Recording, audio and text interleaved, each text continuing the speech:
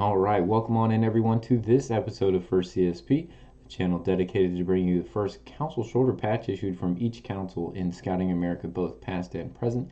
Today we're going to take a look at Chehaw 97 out of Georgia. Before we get into the history of the council and the CSP issues for today's episode, I think it actually makes sense to take a moment and talk about how we actually get first CSPs.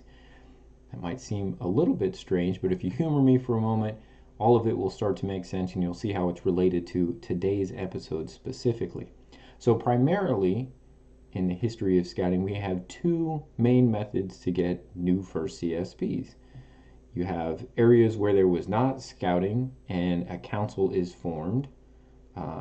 That rarely happens, I think, today at all, if ever. Most of the councils were formed in the 20s and 30s when they started serving new service areas. And then those councils that continued to exist past 1970 started producing CSPs. You know, some of them never made it to 1970, and those either folded or merged or whatnot, but the ones that still existed by 1970 then produced their first CSPs. That's one of the two primary methods to generating a first CSP for a council. The other is two or more councils merged together to form a new council. This is almost exclusively how we get first CSPs nowadays, and we've got lots of very recent examples. Things like Oregon Trail and Crater Lake merging together to form Pacific Crest last year in 2025 is a prime example. So that's generally how we get first CSPs nowadays. Now there's two additional ways that we have gotten first CSPs in the past, and these might be a bit more controversial. Some individuals might consider them to have generated a new first CSP while others may have not.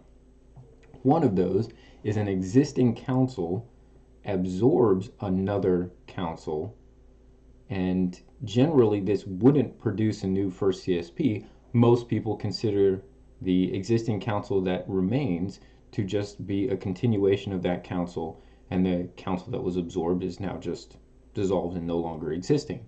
However, 3 times in Scouting America's history, when a council that existed absorbed another, they were issued a new council number. This happened with Baden-Powell, Grand Canyon, and the Longhorn Council. Now for our collecting, and we've already produced those episodes on first CSP, we considered the new council number like it was a new council, and we did collect those as the first CSP under the new council number as well. Some people may not consider that to be a new first issue. That's certainly up for debate. We always wanted to present as much information as possible on the channel, so we considered them as first CSPs and collected them and presented them on the channel with their original first CSPs for those councils as well. The last method is what we're going to look at today, and that's the Chehaw Council. The Chehaw Council was chartered in 1939 and lasted up until 1984 when it changed its name to Southwest Georgia. However, that wasn't forever, and in 2005 changed its name back to the Chehaw Council, and some people do consider changing back in 2005 to then have produced a new first CSP. And if you look at resource sites like First CSP, the Gilwell site, they do list both Chehaws as first CSPs.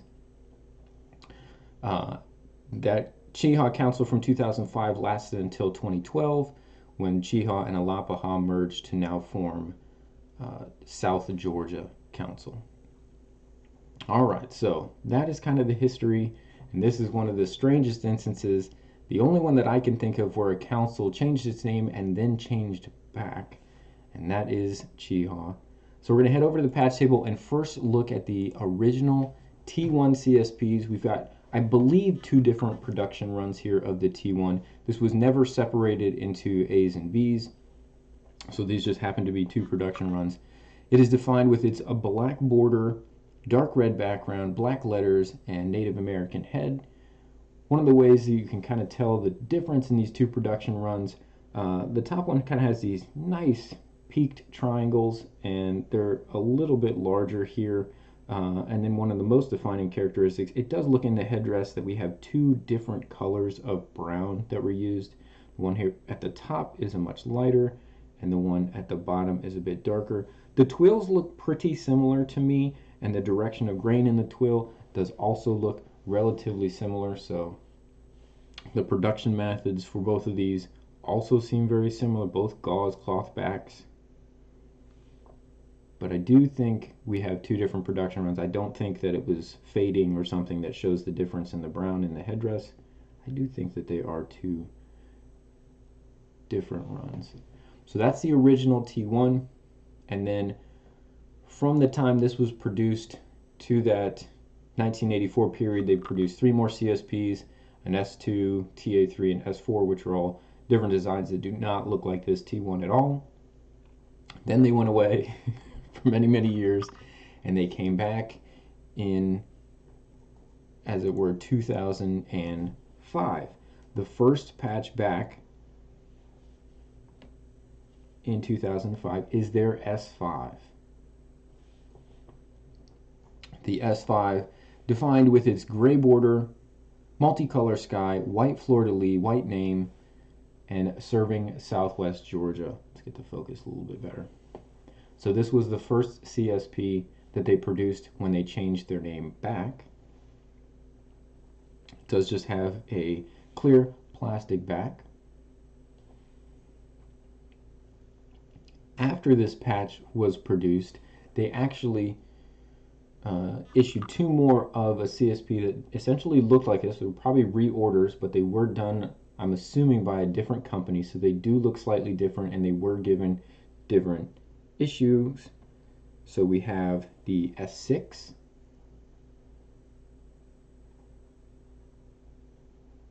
so here at the top we have the S5, here at the bottom we have the S6. The S6 is listed as a white border instead of a gray border. It does look considerably lighter. Overall, the tones in the patch are much lighter in the S6, and the next one we're going to look at is the S6:1. Both of them look lighter in comparison. Also, very easy to tell if you can ever see the back. The back of both the S6 and the next one we'll look at, S6:1, have the black and white scout back. If you just had this patch though in isolation and you were trying to discern, are you looking at an S5 or not, the easiest way to, and you'll see some noticeable differences, again, like I said, in the color and in the fleur-de-lis, but the easiest way is actually to look at the canoe. And the thwarts in the canoe are going to be straight bars. In the S6 and the S6:1, they look a bit curved in the original S5. So that is one of the easiest ways to tell the difference. I'm going to take off the S5, move up the S6 here, and also put down the S6:1. If you were looking to find the differences here, the largest difference between these two is going to be in the fleur-de-lis. You have a type 2 fleur-de-lis on the S6, and you have a type 1, so all singular direction thread here, in the S6:1. So that's the S6:1 at the bottom and the S6 at the top. Again, both of the black and white scout backing.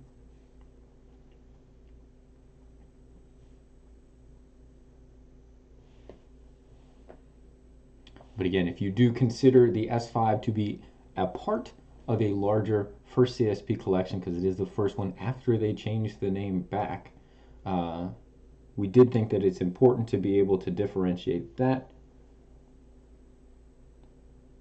from the S6 and S6:1, so we are very excited to be able to bring all of these to you today. This was actually quite an undertaking behind the scenes, because when we were able to get a hold of these, they actually then were lost in the mail on their way coming to us for over several months.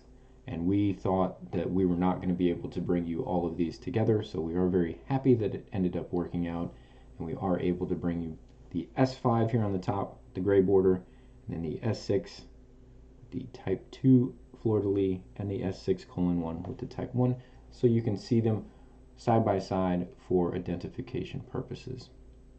Well, there you have it.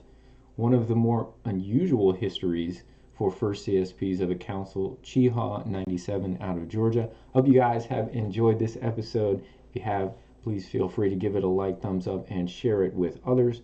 We will be back again tomorrow with another brand new episode of First CSP. I want to thank you all for making us a small part of your day today, and we hope to see you back here for tomorrow. But until then, I hope you guys have a great rest of your day.